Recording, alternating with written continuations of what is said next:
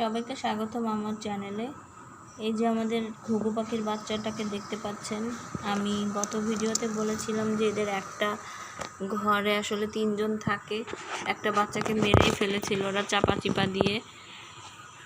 আর এজন্য ওদের আরেকটা ঝুড়ি এনে দিয়েছি যে নিচে থাকবে, বাচ্চাকে নিয়ে একটা পাখি নিচে থাকবে আর ডিম নিয়ে আরেকটা পাখি উপরে থাকবে। কিন্তু দেখুন কি অবস্থা, ওরা 3 জনই উপরে আর বাচ্চাটা নিচে একা, ঠান্ডায় কষ্ট পাচ্ছে।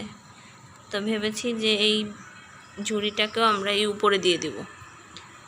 এই উপরে দেওয়ার পরে যদি ওর মা যদি ওর কাছে যায় তাহলে আবার নিচে দিলেও সমস্যা নেই।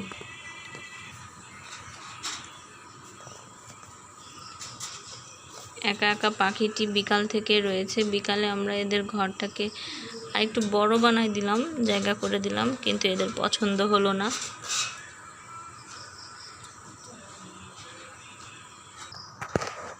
এই যে আমরা দুটি ঝুড়ি একসাথে করেছি, ওই যে দেখা যাচ্ছে ঘুঘু পাখির ডিম আর এই পাশে বাচ্চা। দেখি কেউ না কেউ তোর কাছে যাবে, যে দেখছে যে কি রে, এটা কি আমার বাচ্চা নাকি। আমরা এই যে এখন এটা বেঁধে দেব যাতে নড়াচড়া করে পড়ে না যায়। এখন আর ওদের ওঠা নামার জায়গায় তো থাকলো না, তাহলে খাবার খাবে কি করে? খাবার ব্যবস্থা ওই পাশে, এই পাশেও আছে কিছু।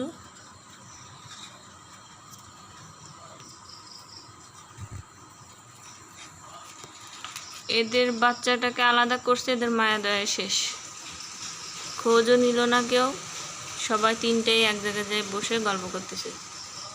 এই যে এতে একটু দেখতেছে এর বাচ্চা কি না।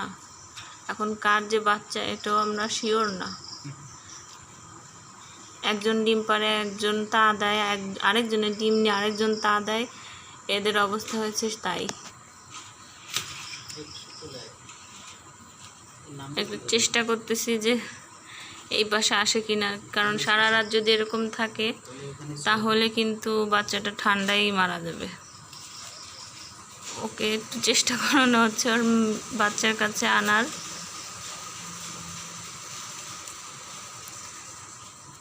এই তো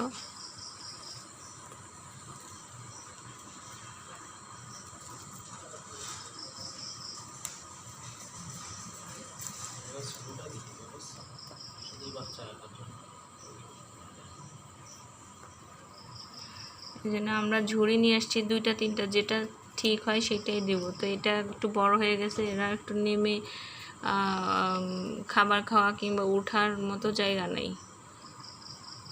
এই যে এখন সে চিনতে পারছে যে এটা ওর বাচ্চা, আর এতক্ষণ তার কোনো খোঁজ খবরও নেই।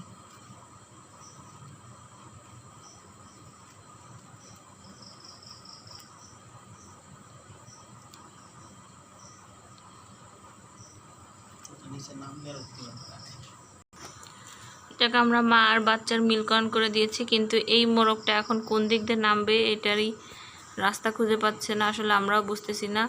আমরা আরেকটা ছোট ঝুড়ি নিয়ে আসছি, সেটা আমরা এটা দিয়ে দেবো এখানে, যাতে ওরা ওঠানামাও করতে পারে আর বাচ্চাটাকে ভালোভাবে দেখাশোনা করতে পারে।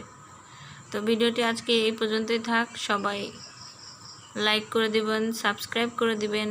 আমি যেহেতু নতুন, আমার আগ্রহটা বাড়ানোর জন্য আমার পাশেই থাকবেন। আসসালামু আলাইকুম।